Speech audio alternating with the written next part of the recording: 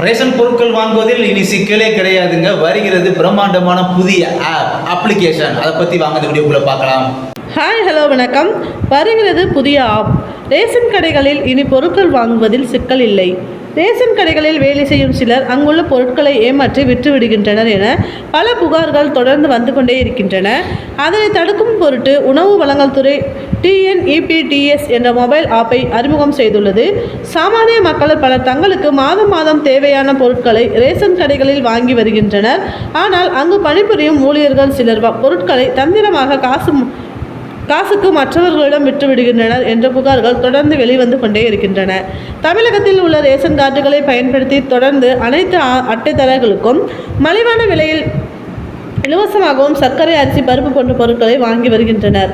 மேலும் மகளிர் உதவித்தொகை, பொங்கல் பரிசு போன்ற சிறப்பு நிதி உதவிகளும் வழங்கப்படுகின்றன. ஆனால் ரேஷன் கடைகளில் இருக்கும் ஊழியர்கள் சிலர் பல முறைகேடுகளில் ஈடுபடுவதாக புகார்கள் வருகின்றன.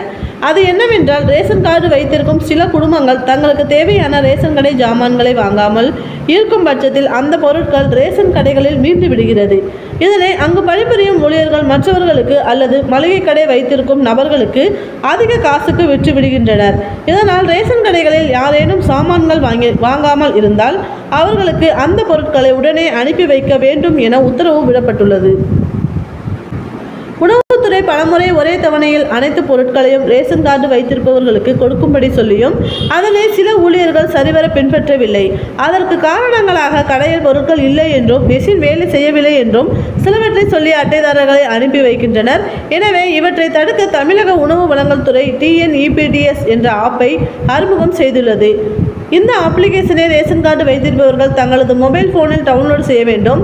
அந்த அப்ளிகேஷனை பயன்படுத்தி ரேஷன் கார்டு அட்டையில் உள்ள குடும்ப உறுப்பினர்கள் மற்றும் அந்த அட்டைதாரர்களுக்கு ஒதுக்கி வைத்த ரேஷன் கடை பொருட்கள் இருப்பு, அதற்கு போன மாதம் வாங்கிய சாமான்கள் போன்ற விவரங்களை அறிய முடியும். இதனால் நீங்கள் ரேஷன் கடைகளுக்கு நேரில் செல்லாமல் வீட்டில் இருந்தே அனைத்து விஷயங்களையும் தெரிந்து கொள்ள முடியும். இந்த முடிவானது சில முறைகேடுகளை தவிர்ப்பதற்காக உணவு வழங்கல் துறையால் எடுக்கப்பட்டுள்ளது. மேலும் சில ரேஷன் கடைகளில் வழங்கப்படும் பொருட்கள் எடை மிகவும் குறைவாக இருப்பதாக புகார்கள் எழுந்துள்ளன. இதனை தடுக்கும் பொருட்டு இந்த உத்தரவு பிறப்பிக்கப்பட்டுள்ளது. மேலும் சில மாதங்களில் வெவ்வேறு வகையான செயல்முறைகளை அரசு செயல்படுத்தி வருகிறது.